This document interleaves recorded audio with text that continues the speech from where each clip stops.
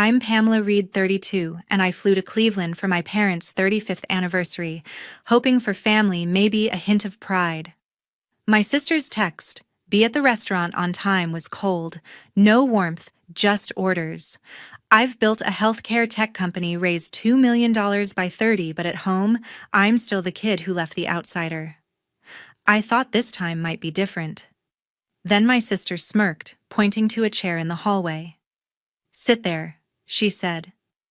I was about to sit when the restaurant owner approached, smiled, and said, "Ma'am, your table is ready right this way, boss." My sister froze, her eyes wide with shock. I smiled faintly. Sometimes the truth cuts deeper than you expect. Ever felt pushed aside by family? Smash that subscribe button and share your story below. I landed in Cleveland an hour ago, my suitcase still heavy with the weight of hope and nerves. The restaurant was just as I'd imagined, a sleek, upscale spot downtown, buzzing with the kind of polished energy you'd expect for my parents' 35th anniversary. I arrived 10 minutes early, dressed in a sharp blazer and heels, determined to show up as Pamela Reed, not the kid they still saw. The hostess led me to the private dining room, where crystal glasses gleamed under chandeliers, and I scanned for familiar faces. My sister was already there, directing servers like a stage manager, her smile tight and practiced. She spotted me, waved me over with a flick of her wrist, and said, "You're here good. We're keeping things organized." I nodded, forcing a smile. "Good to see you too," I said, my voice steady despite the jab of her tone. She handed me a place card, her manicured nails catching the light. "You're in the hallway," she said, pointing to a lone chair just outside the dining room, tucked near the entrance where coats hung and servers rushed by. "The main table's full, family, only you know." Her words hit like a slap, but her eyes held that familiar glint, the one that always said she was in charge. I glanced at the main table, mom and dad seated at the center, cousins and aunts, laughing over wine, the whole room alive with chatter. The hallway chair sat alone, a cheap fold-out. No tablecloth, no glassware, just a clear view of everyone who didn't notice me. I swallowed the heat in my chest, my fingers tightening around the place card. "The hallway?" I asked, keeping my tone even. Diane shrugged, her smile sharp. "It's practical. You're always so busy, figured you'd prefer the space." Her voice dripped with that fake sweetness she'd perfected over years of PTA meetings and neighborhood potlucks. I wanted to call her out, to ask why she always had to make me feel small, but the room was watching, and I wasn't about to give her the satisfaction of a scene. I walked to the chair, my heels clicking too loud on the hardwood floor. The hallway smelled faintly of cleaning polish and spilled coffee, a stark contrast to the warm glow of the dining room. I set my purse down, smoothed my blazer, and sat my back straight, my eyes fixed on the family I'd flown across the country to see. Mom caught my gaze for a split second, her lips parting like she might say something, but then she turned back to a cousin's story, her hands folded neatly in her lap. Dad was deep in conversation with an uncle, his laugh low and familiar, the same one he used to share when we'd tinker with his old Chevy in the garage. That was before I left for Boston, before I became the daughter who didn't stick around, the one who traded family dinners for boardroom pitches. I'd raised $2 million for my healthcare tech company by 30, built a platform that connected hospitals with cutting-edge software, but to them, I was still the girl who ran off to chase dreams they didn't understand. From the hallway, I could see Diane working the room, adjusting napkins, whispering to servers, every move calculated to keep her at the center of it all. She'd always been the one who stayed married young, bought a house in the suburbs, raised 2 kids with perfect report cards. She was the daughter who showed up, who kept the family name polished in our small Ohio town. And me, I was the one who left the one they talked about in hushed tones, like my success was a puzzle they couldn't solve. A server rushed past, nearly knocking my chair, and I steadied myself, gripping the armrest. I'd faced worse: investors who laughed at my pitches, partners who doubted a woman could run a tech firm. This was just family, I told myself. Just Diane playing her usual game. But as I sat there watching the clink of glasses and the easy laughter I wasn't part of, the sting settled deeper. I wasn't just outside the room, I was outside their world. And Diane knew it. I took a breath, pulled out my phone, and opened a blank text. For a moment, I thought about messaging my assistant back in Boston, someone who'd get why this hurt. But I put the phone away. I wasn't here to run. Not this time. If Diane wanted to push me out, I'd sit in this damn hallway and still show up as me. I was staring at my phone, the screen, blank, my thumb hovering over a text I'd never send. The hallway's hum servers rushing plates clinking felt like a wall between me and the party. Then a shadow fell across my lap. A young woman in a crisp black uniform stood there holding a plate of appetizers, her smile soft but curious. "Hey, you okay out here?" she asked, her voice cutting through the noise. "I'm fine," I said, forcing a grin, though my grip on the phone betrayed me. She set the plate on the armrest of my chair, a small act of kindness that hit harder than it should have. "I'm Natalie," she said, adjusting her name tag. "Figured you might be hungry, stuck out here." I glanced at the plate shrimp skewers neatly arranged, still steaming. "Thanks, Natalie," I said, my voice softer than I meant. She didn't rush off like the other servers. Instead, she leaned against the wall, her ponytail swinging slightly. "Rough night?" she asked, her tone light, but not prying. I shrugged, picking up a skewer. "Family stuff. You know how it is." "Oh, I get it," she said, laughing quietly. "My cousins act like I'm invisible unless they need something. You here for the big anniversary party?" I nodded, glancing toward the dining room where Mom's laugh floated over the chatter. "My parents' 35th. I flew in from Boston for it." "Boston? That's cool," Natalie said, her eyes lighting up. "I'm trying to get there myself one day. I'm in nursing school, well, part-time, saving up to finish. I want to work in healthcare tech, maybe build apps for patient care." I froze mid-bite, the shrimp suddenly forgotten. "Healthcare tech?" I asked, my interest spiking. "That's my field. I run a company that builds software for hospitals." "No way," Natalie's jaw dropped, her grin wide and genuine. "You're like living my dream." "What's it like? I mean, building something like that from scratch." Her excitement was contagious, pulling me out of the fog I'd been in. "It's tough," I said, leaning forward. "Long hours, skeptical investors, but when you see a hospital use your software to save time or lives, it's worth it." "What kind of apps are you thinking about?" She hesitated, like she wasn't used to being asked. "Something simple, maybe, for tracking patient vitals in real time." I had this idea in class. Hospitals lose so much time on paperwork. I want to fix that. I nodded, impressed. "That's smart. Real-time data's a game changer. You ever look into coding frameworks for that?" "Not yet," she admitted, her cheeks flushing. "I'm still learning Python, but it's slow going with work and school." "Keep at it," I said, meaning it. I started with Python too. Took me years to get my first prototype working, but it paid off. "You got a good head start." Natalie beamed, her shoulders relaxing. "Thanks. That means a lot coming from someone who's actually done it." She glanced at the dining room, then back at me. "So why are you out here? You don't strike me as the hallway type." I laughed, a sharp sound that surprised me. "My sister's call. She's got a thing for keeping me in my place." Natalie's brow furrowed, but she didn't push. "That's rough. My sister's the same, always acting like she's the boss of me. But you seem like you run your own show." Her words landed like a lifeline. I'd been sitting here feeling like the kid who didn't belong, but Natalie saw something else. "I try," I said, my voice steadying. "Doesn't always feel that way around family, though." "I hear you," she said, straightening up as a server called her name from the dining room.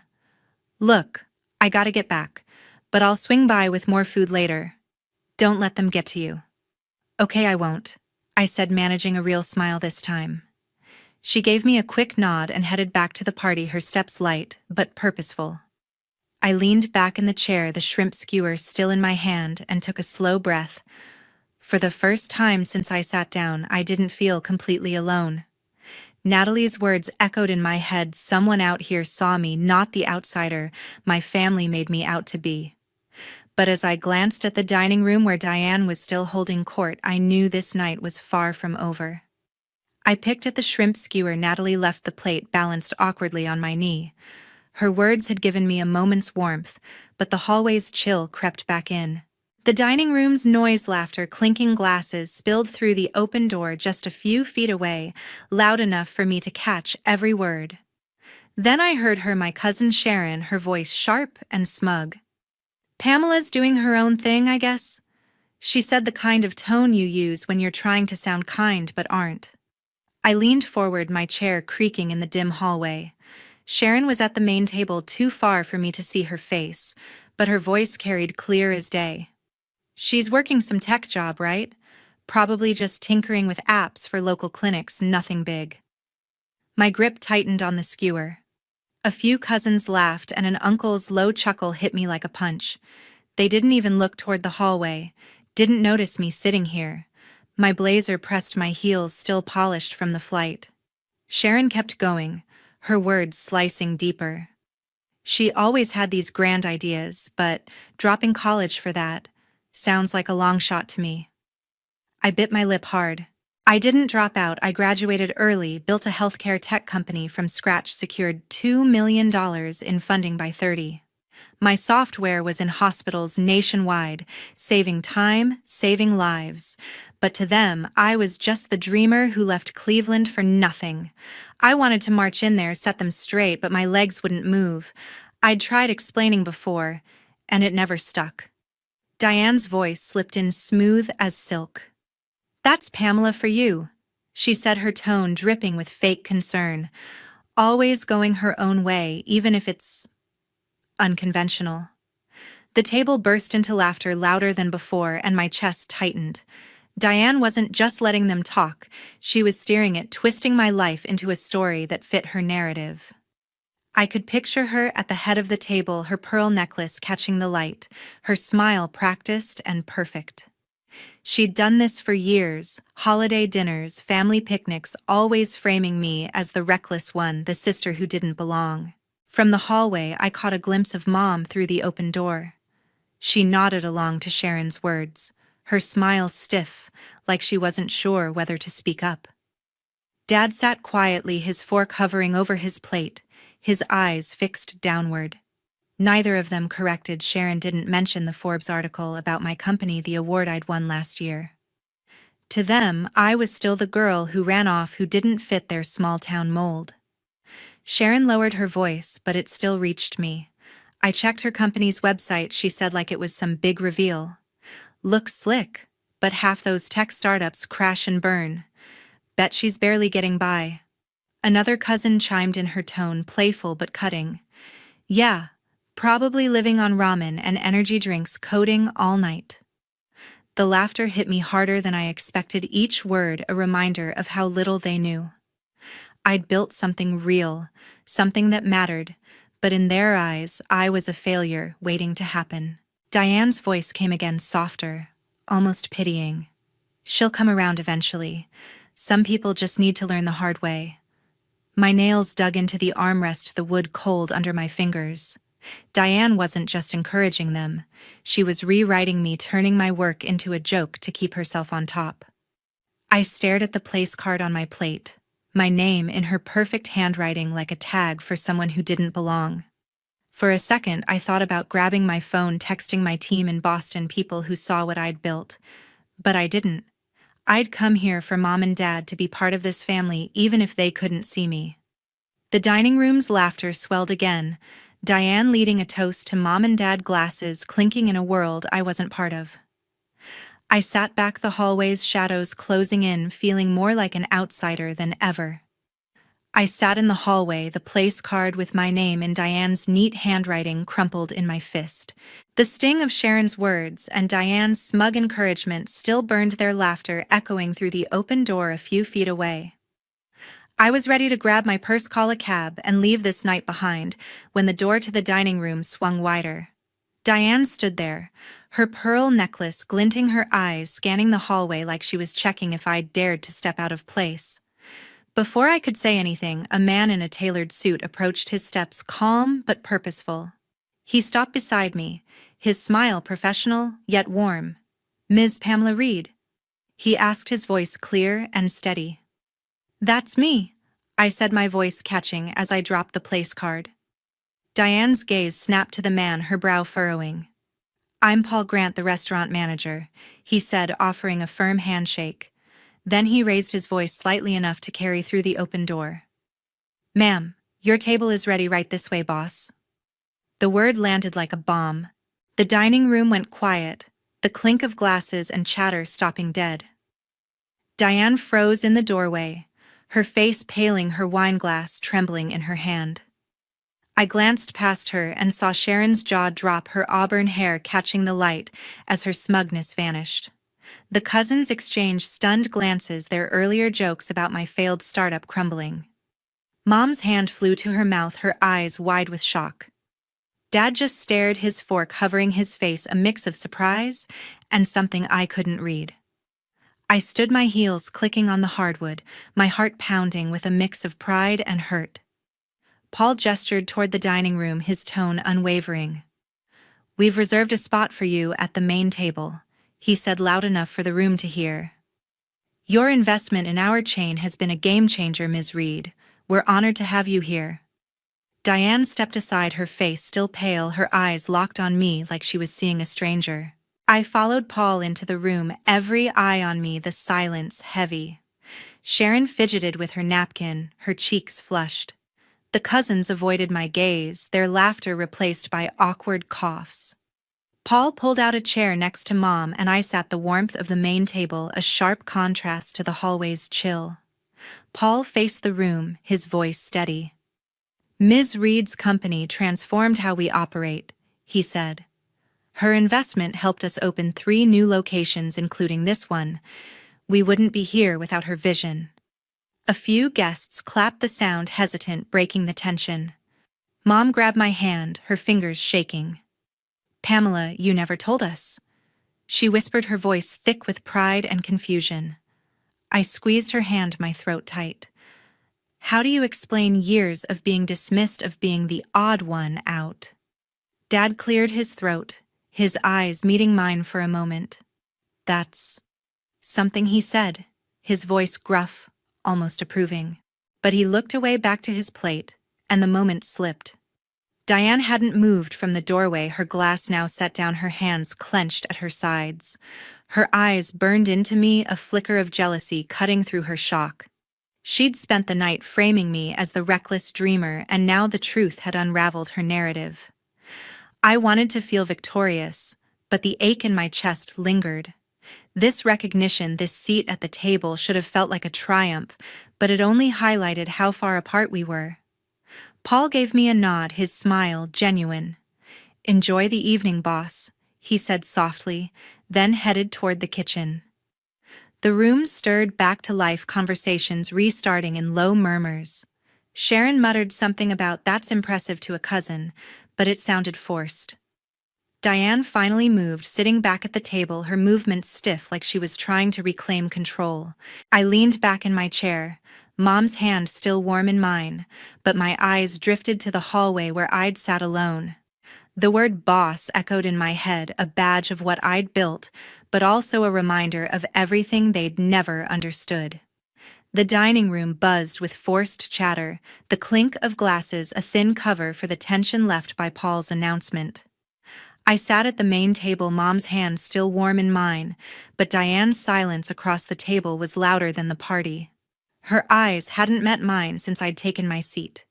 Her face tight, her movements sharp as she pushed food around her plate. I couldn't stay there, pinned under their stares, their half-hearted compliments. When I saw Diane slip toward the lounge area, I excused myself, my heels clicking as I followed her, my heart pounding with words I'd held back too long. The lounge was quiet, a small space with plush chairs and dim lighting away from the party's noise. Diane stood by a mirror adjusting her necklace, her reflection catching me as I stepped in. She turned her lips curling into that practiced smile, but it didn't reach her eyes. "Pamela," she said, her voice clipped. "Enjoying your moment?"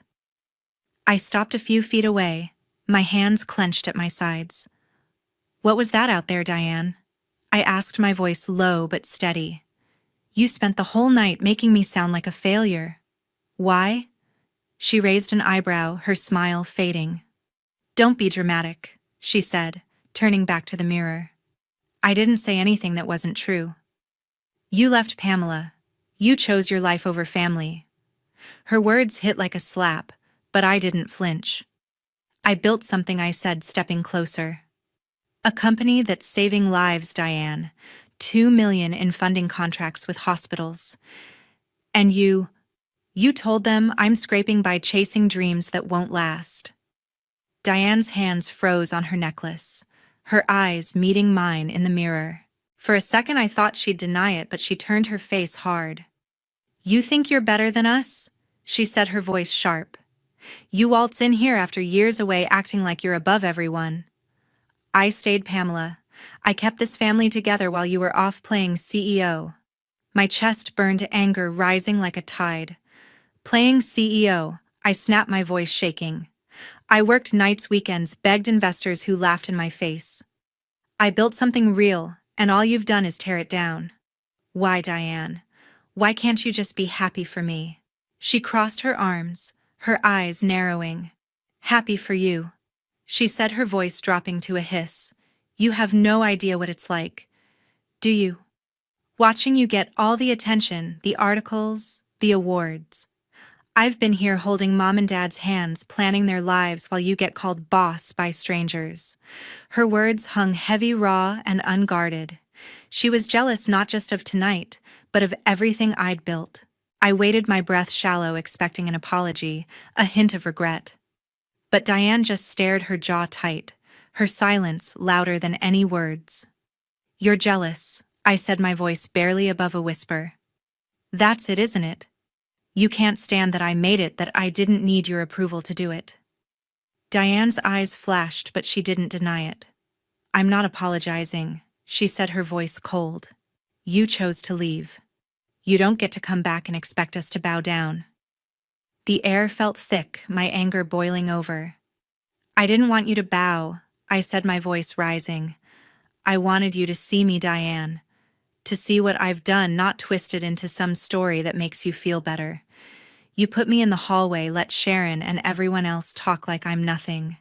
And now you stand here admitting you're jealous, but you won't even say you're sorry." She looked away, her fingers twisting the edge of her sleeve. "You don't understand," she muttered. "You've always been the one who got away with everything." I laughed, a sharp, bitter sound. "Got away with everything? I fought for every inch of my life, Diane.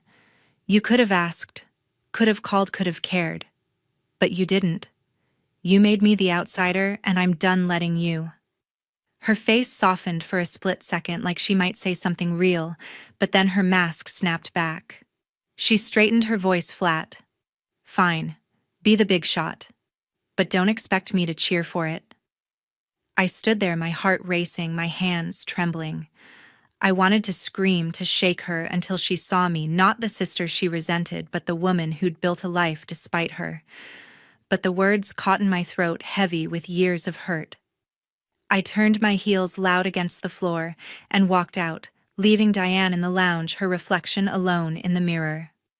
A month after the party, I sat at a corner table in a Cleveland coffee shop, the hum of espresso machines filling the air.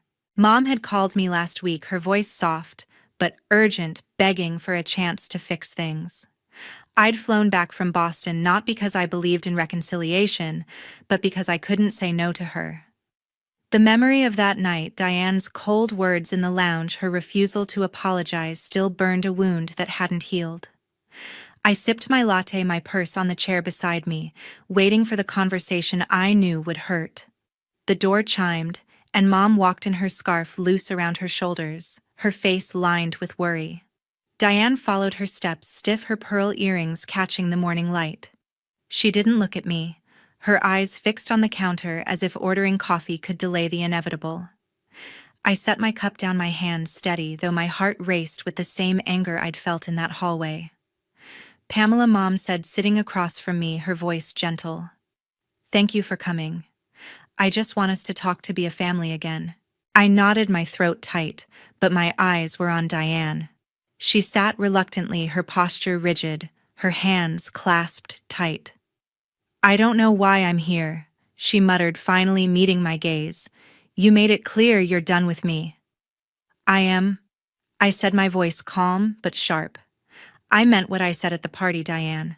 I'm done with you twisting my life, making me the outsider. I don't want this us anymore." Her jaw tightened, a flash of defiance in her eyes. "You think you're the only one who's hurt?" she said, her voice low. "I stayed, Pamela. I took care of Mom and Dad, kept this family together while you were off building your empire. And now you act like you're above us." I leaned forward, my anger flaring. "Above you?" I said, my voice rising.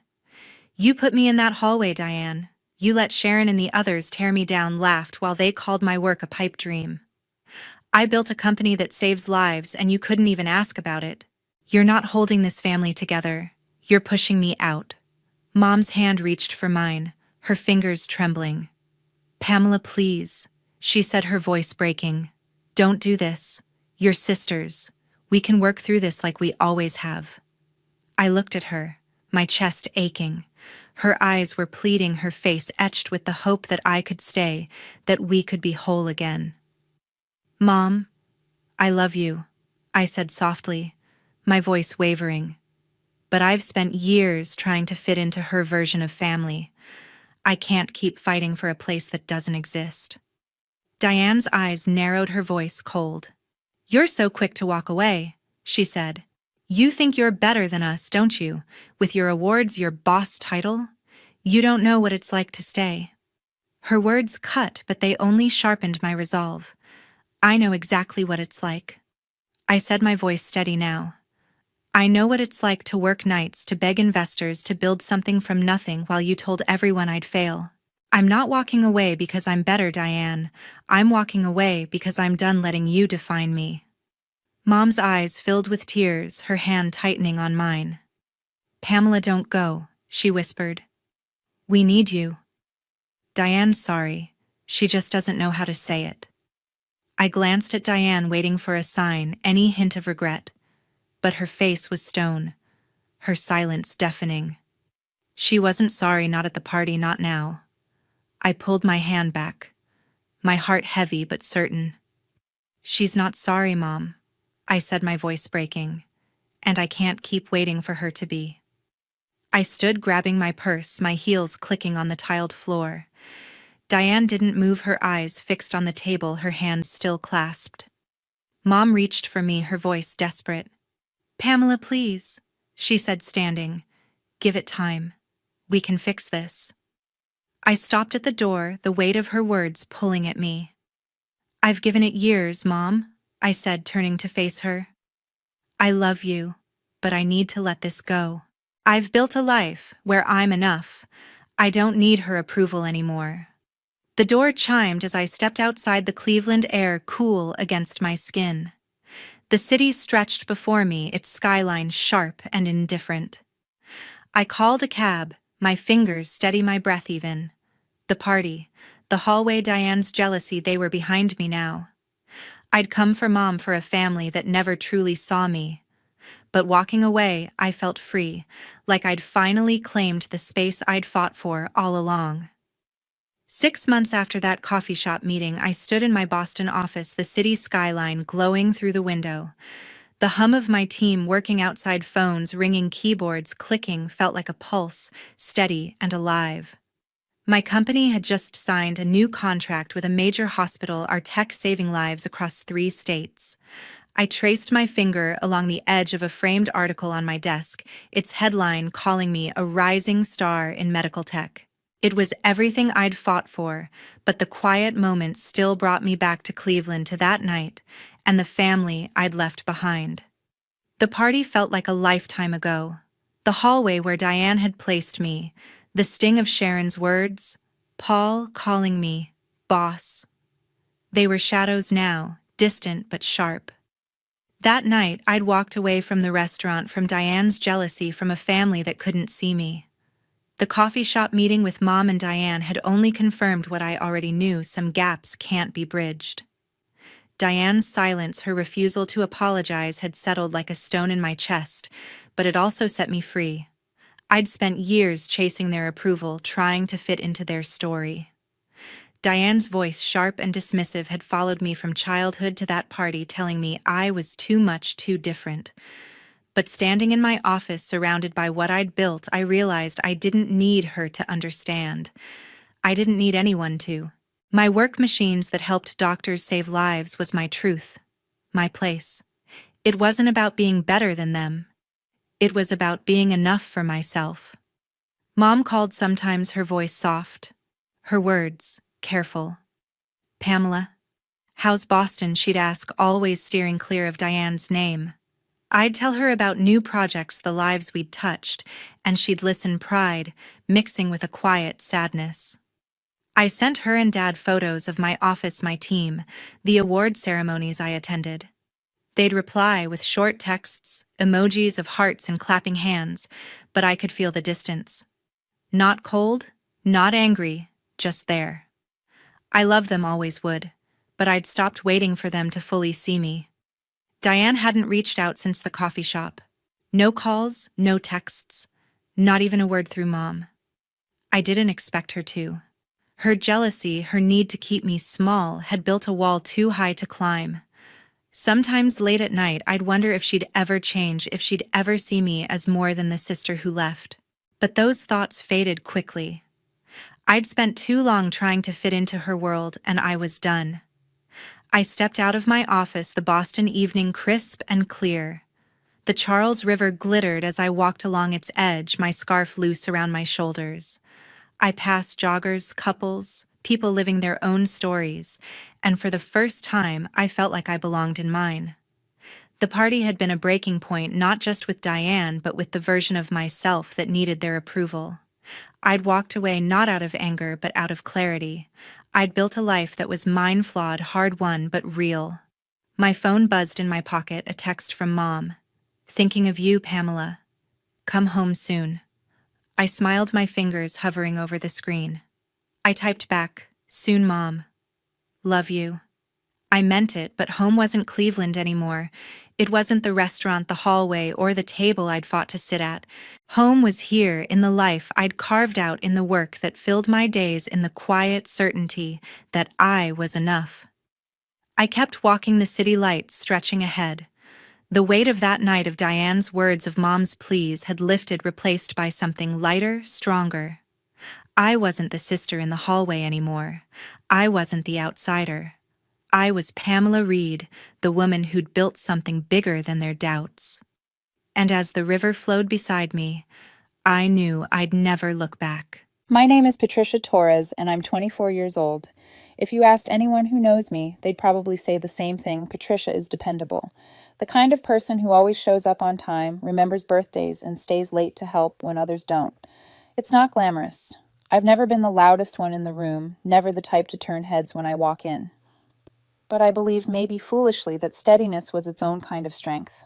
When I started dating Stephen, I thought he saw that too. He used to tell me, "You make me feel safe," or "I've never met someone I can rely on the way I rely on you." Those words meant the world to me. I wasn't rich. I wasn't the life of the party. But I was there for him through every crisis, every breakdown, every setback. When his car broke down senior year, I dipped into my savings to cover the repairs. When he failed a class, I stayed up with him until 3 a.m, quizzing him with flashcards. When he couldn't make rent for 2 months, I wrote the check, pretending it didn't hurt. That's who I was, the safety net, the steady hand, the woman who didn't let him fall. But lately, something had changed. Over the past 6 months, Stephen had developed this restless edge, like being with me wasn't enough anymore. It started small little comments about how his friends' girlfriends surprised them with weekend trips or posted adventurous photos on Instagram. I brushed it off. Everyone compares themselves sometimes, right? But then the comments sharpened. When I suggested a movie night, he sighed. We always do the same thing. When I cooked dinner, he'd say, "It's nice, just..." Not exciting. And one night when I mentioned wanting to save up for a house someday, he actually laughed. God, Patricia, you sound like a 40-year-old suburban mom already. That one cut deep. But I didn't argue. I told myself he was stressed, maybe overwhelmed by how serious things were getting. People have phases. You don't throw away 3 years over mood swings. So when our anniversary came around, I thought, maybe if I remind him how much I care, he'll remember what we have is worth keeping. I booked a reservation at a nice downtown restaurant. Not the fanciest place in the city, but certainly nicer than our usual spots. I ironed my dress, brought flowers, even left a bottle of his favorite whiskey in his apartment for when we got back. When I knocked on his door that evening, bouquet in hand, he opened it, dressed fine, yes, but with a face that didn't brighten. "Roses," he said flatly. I forced a smile. "Yeah, happy anniversary." He took them, muttered thanks, and set them on the counter without so much as a glance. On the drive over, he barely looked up from his phone, chuckling at memes his friends posted. I tried to ask about his week. He answered with one-word replies. My fingers tightened on the steering wheel, but I told myself, he'll warm up once we get there. The restaurant was softly lit candles flickering between us. It should have felt romantic. Instead, Stephen sighed like he was already bored. "This place is fine," he said, scanning the menu. "I thought you'd like it," I said gently. "It's got great reviews." "Sure," he muttered. His phone lit up again. The server arrived cheerful, taking our drink orders. Stephen asked for a flashy cocktail he'd seen trending on TikTok. I asked for water. When the server walked away, I leaned forward, searching his distracted eyes. 3 years, huh? Hard to believe it's been that long." "Yeah," he said without looking up. "Time flies." I tried again. "Remember our first date, that little diner with the sticky booths?" He smirked. "Honestly, I only went because my roommate bailed. Didn't think it'd turn into anything serious." He said it like a joke, but it landed in my chest like a stone. I forced another smile and lowered my eyes to the menu. When the drinks came, I raised my glass. To 3 years together. Stephen clinked his lazily against mine and took a sip without meeting my gaze. So I asked softly, "Where do you see us in another 3 years?" That was the wrong question. He laughed, loud, sharp, echoing across the room. Heads turned. Heat rushed to my face as he shook his head. "Relax, Patricia. I didn't even think we'd make it this long. You're just a phase. Come on. Did you really think I was going to marry you?" The words hit me like glass shattering. For a heartbeat, I thought I misheard what I whispered. He leaned back, voice dripping with casual cruelty. "Don't look so shocked. You're safe, predictable, reliable. That's great. For a while. But it's not forever. You're the stepping stone before a man figures out what he really wants." Silence. The couple at the next table stopped eating, pretending not to listen. My stomach twisted. I wanted to fight back to remind him of everything I'd sacrificed, but my throat closed around the words. The server arrived with our appetizers, oblivious, setting the plates down cheerfully. Stephen speared a bite like nothing had happened.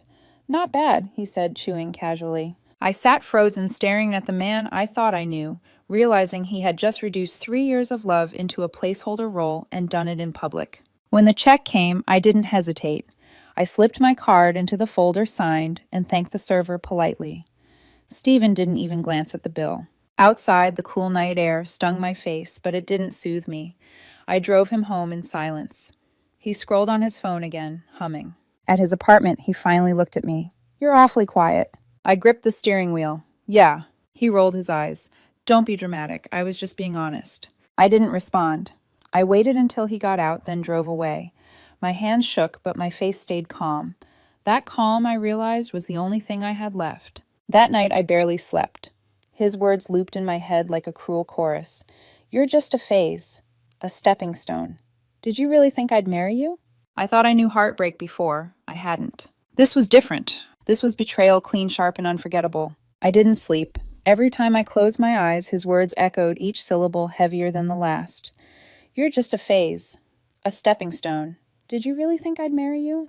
At dawn, I sat on the edge of my bed, my hands gripping the sheets. I felt hollow, but beneath the hollowness, something burned, not anger exactly, but the need for clarity. If I let his cruelty hang in the air unchallenged, he would twist it later, call it a joke, say I was too sensitive. I needed to hear him say it again directly without the cover of laughter. So I drove to his apartment. Stephen opened the door in sweatpants, coffee in hand, phone in the other. He looked at me with mild surprise, like I was a delivery he hadn't ordered. Wow, Patricia. Early. I figured you'd still be sulking. I'm not sulking, I said, my voice flat. He shrugged and stepped aside. Okay, Broody, come in then. I sat on the couch. He flopped into the armchair opposite, scrolling lazily. For a moment, the silence stretched. I studied him, his hair still mussed from sleep, his smirk already creeping in. Stephen, I said quietly, last night, what you said at dinner, did you mean it? He sipped his coffee, eyes flicking toward me with casual amusement. You're really hung up on that, huh? Answer me. My voice was steadier than I expected. He leaned back, setting his mug on the table, and spread his arms like he was addressing a jury. Look, Patricia, you're nice. You've been good to me.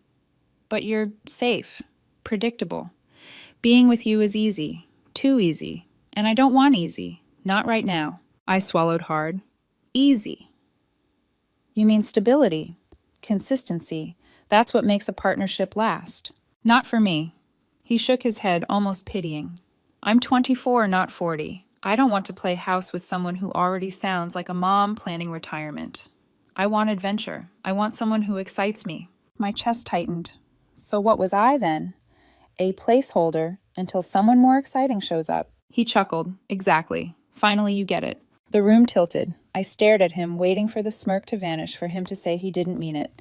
But it stayed. Casual. Cruel. Do you hear yourself? I whispered. Do you realize how cruel that sounds? Stephen rolled his eyes.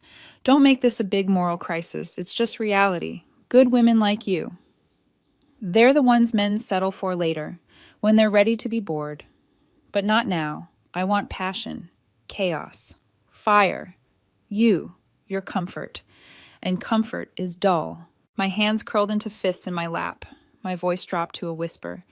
So you wanted me to bankroll your life, hold you together, keep you comfortable, while you kept waiting for someone more exciting. He didn't even flinch, pretty much. Something inside me cracked, not with rage, but with cold, cutting clarity. You know what the worst part is, I said softly. He tilted his head, curious. I believed in us. I thought we had something worth building. I gave you 3 years of loyalty, and you sit here telling me I was just filler between girlfriends. Stephen smirked again, like a teacher correcting a student. That's your mistake, Patricia, not mine. I never promised forever. I felt my heart squeeze. No. But you let me think it. You let me pour everything I had into you, and you took it. For the first time, a flicker of discomfort crossed his face, but he smothered it quickly. Don't be bitter. You'll find someone who loves how safe you are.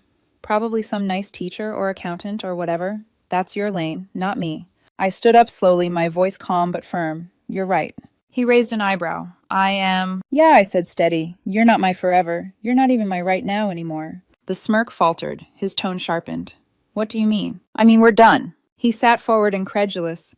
You're really throwing away 3 years over one conversation? I met his gaze. No, Stephen, you threw it away. I'm just finally accepting it. The silence that followed was thick. His jaw tightened, but I didn't wait for him to respond. I turned, walked to the door, and opened it.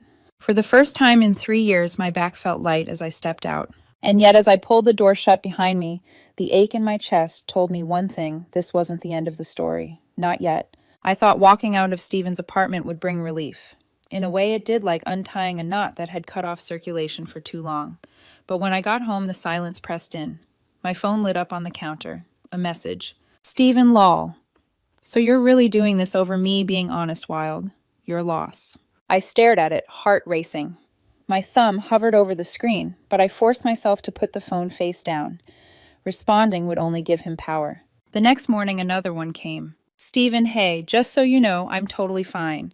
Got plans tonight with Sophia. Don't stress about me. Sophia. A name he'd mentioned once in passing, now weaponized. My jaw clenched. He wanted me jealous, wanted me to stew while he flaunted his upgrade.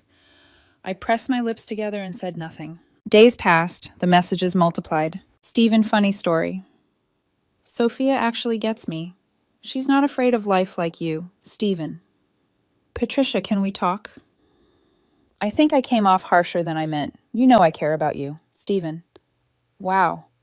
After everything I did for you, you can't even reply, pathetic. It was like watching him cycle through emotions in real time, smug, needy, pleading, then bitter. I muted his number. But silence has its own weight. At night alone in my apartment, his words crept back into my head. You're just a stepping stone. I replayed all the nights I'd stayed up quizzing him, the money I'd spent, the steady hand I'd offered without question. I wanted to scream. I wanted to shake him until he understood what he'd thrown away. Instead, I picked up a pen. I started journaling, not polished entries, just messy, raw fragments. Why did I let myself be used? Why does silence hurt more than anger?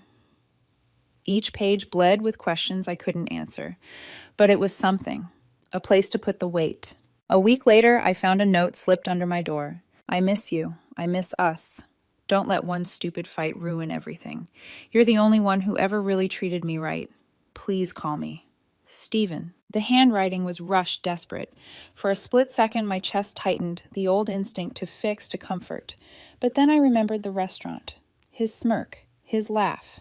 You're just a phase. I folded the note in half and dropped it straight into the trash. The silence that followed wasn't empty this time. It was firm, chosen. But Stephen wasn't the type to stay quiet for long. One evening, leaving work, I spotted him leaning against his car near the parking lot entrance. My stomach dropped. He straightened when he saw me, forcing a smile that didn't reach his eyes. Patricia, finally. I tightened my grip on my bag. What are you doing here? We need to talk. No, I said firmly, we don't. He stepped closer, his voice dropping. So that's it. 3 years, and you're just done. I met his gaze calm but cold. You were done long before I walked out. For the first time, his mask cracked. His jaw clenched. His posture stiffened. You're twisting my words. No, I said evenly. You know exactly what you said. And so do I. I walked past him without another glance, the sound of my heels echoing against the pavement. Behind me, I heard him call after me, his voice tinged with something unfamiliar. Not confidence, not amusement. Desperation. But I didn't turn back. For the first time, I realized Stephen wasn't in control anymore. I was. Silence was supposed to be my shield. But with Stephen, silence only provoked escalation. A few days after the parking lot, I was at my favorite Saturday cafe, the one place that usually felt like sanctuary. The barista knew my order by heart. The smell of roasted beans soothed my nerves. But when I stepped outside with my cup there, he was leaning against the brick wall like he owned the block. Patricia, he said, straightening. His sunglasses hid his eyes, but his smirk was unmistakable. I stopped short. Seriously. We need to talk, he said again like a line rehearsed too many times. No, I repeated, voice clipped. We don't. He stepped into my path, lowering his glasses. For the first time, I saw the cracks. The puffiness under his eyes, the way his jaw clenched too tightly. He wasn't the cool, dismissive man from the restaurant anymore. He looked worn.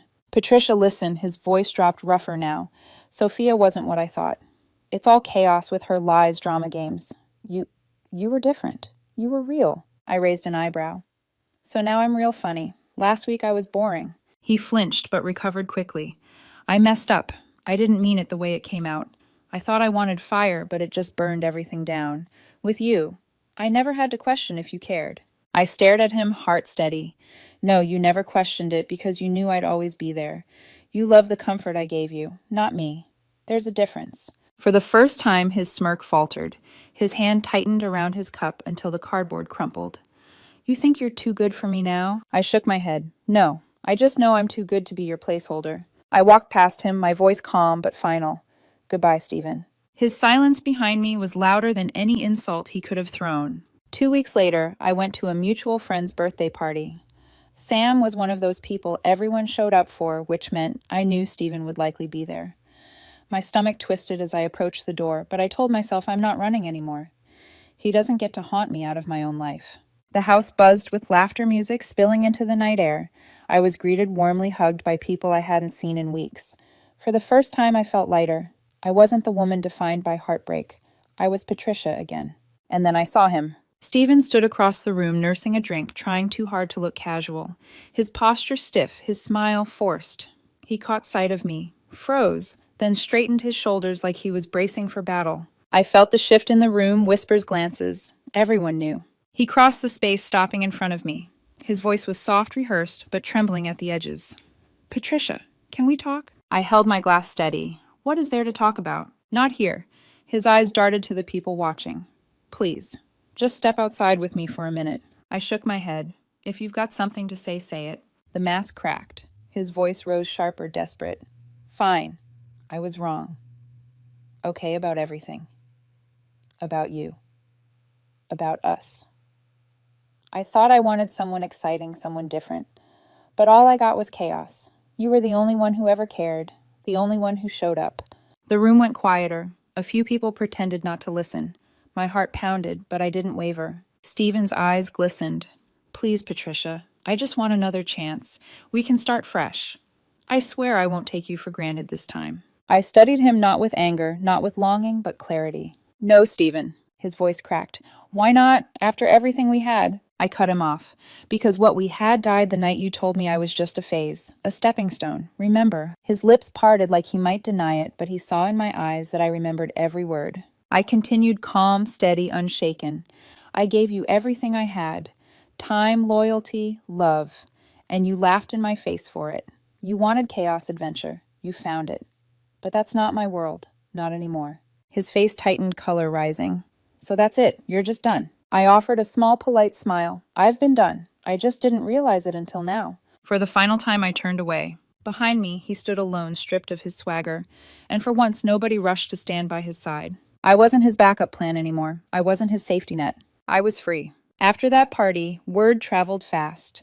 I didn't need to speak about what happened. People saw it with their own eyes. Stephen's image, once polished and magnetic, began to crumble.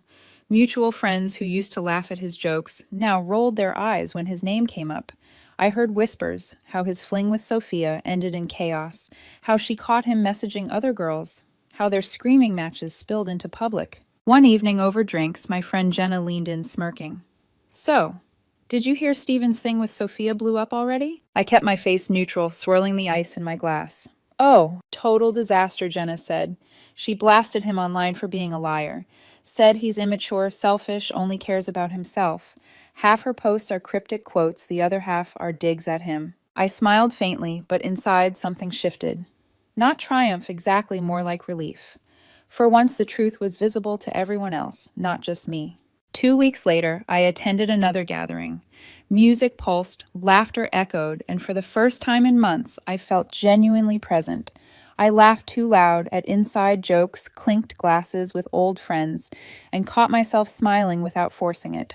Then across the room, I felt eyes on me. Stephen. He stood near the corner, drink in hand, his shoulders slumped just slightly. His once cocky stance had softened into something smaller, almost uncertain. When our eyes met, he straightened, plastering on that familiar smirk, but it flickered weak. I turned back to my conversation deliberately unbothered, but moments later he was beside me. Patricia, he said, voice softer now, almost pleading. Can we talk? I didn't flinch. We already did.